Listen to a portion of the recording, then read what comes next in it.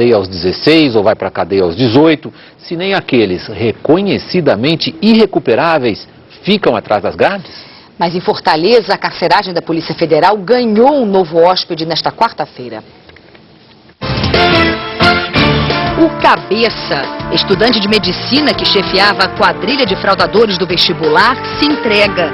Ele era o responsável por agenciar os bons alunos que faziam provas no lugar de quem comprava a vaga.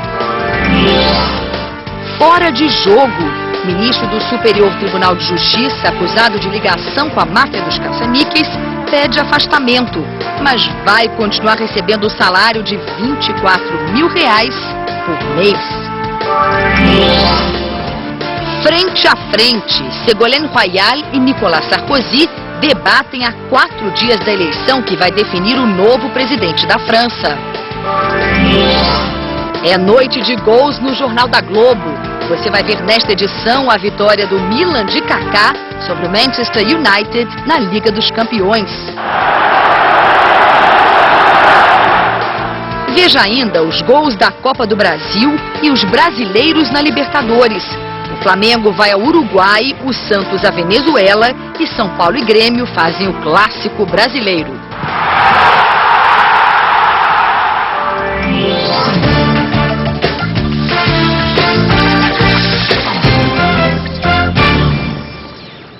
Um crime bárbaro causou enorme comoção em São Paulo há quase 4 anos. O assassinato de um casal de jovens namorados depois de dias de sequestros, sevícias e torturas comandadas por outro jovem que nunca mostrou arrependimento. Na época, com 16 anos de idade, o jovem conhecido como Champinha foi declarado por vários laudos médicos como irrecuperável para o convívio com a sociedade.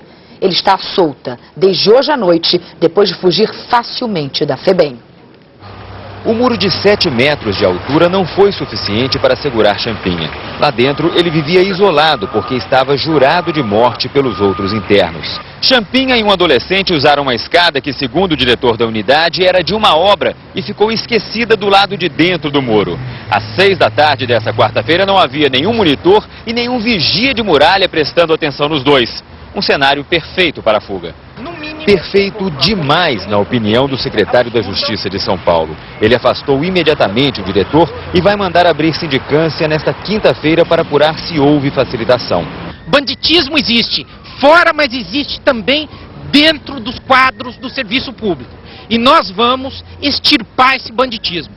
Não é possível isso acontecer sem uma incompetência absoluta ou participação dolosa de servidores dessa fundação nessa fuga.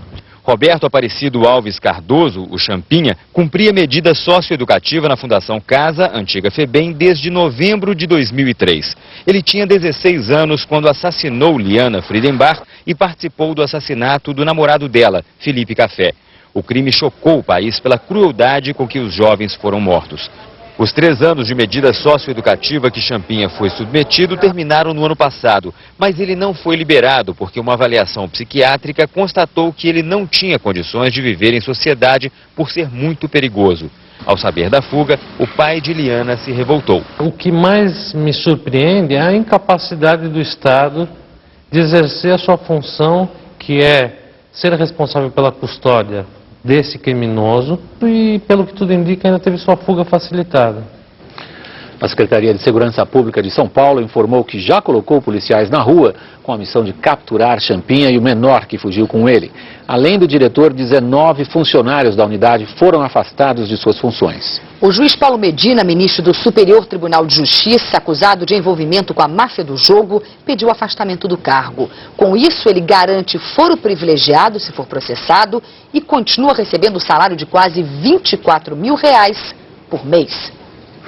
Nesta quinta-feira, em sessão fechada, o STJ decide se as denúncias feitas contra o ministro Paulo Medina pelo Procurador-Geral da República, que o acusou de corrupção passiva e uso do cargo para vender sentenças para a máfia do jogo, são suficientes para abrir um processo administrativo que pode levar à punição máxima para um magistrado. Em carta entregue ao tribunal, o ministro Medina sugeriu a criação de uma comissão de sindicância, que é uma investigação preliminar, porque disse que esperava provar assim sua inocência, o que impediria a abertura imediata do processo disciplinar.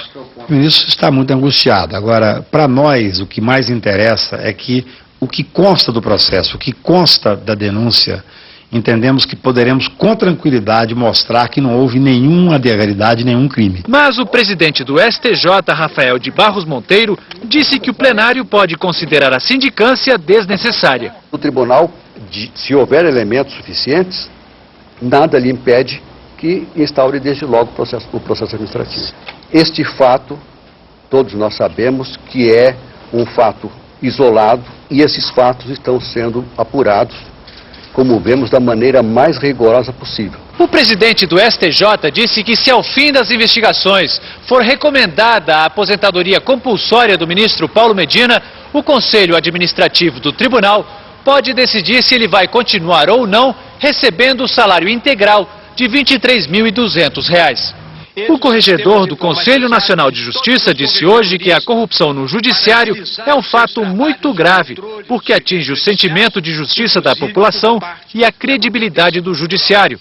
O importante é que o judiciário tenha condições eficazes de coibir esses desvios. O corporativismo está sendo destruído pela força da opinião pública para o bem das instituições democráticas. Não há mais gestais no judiciário.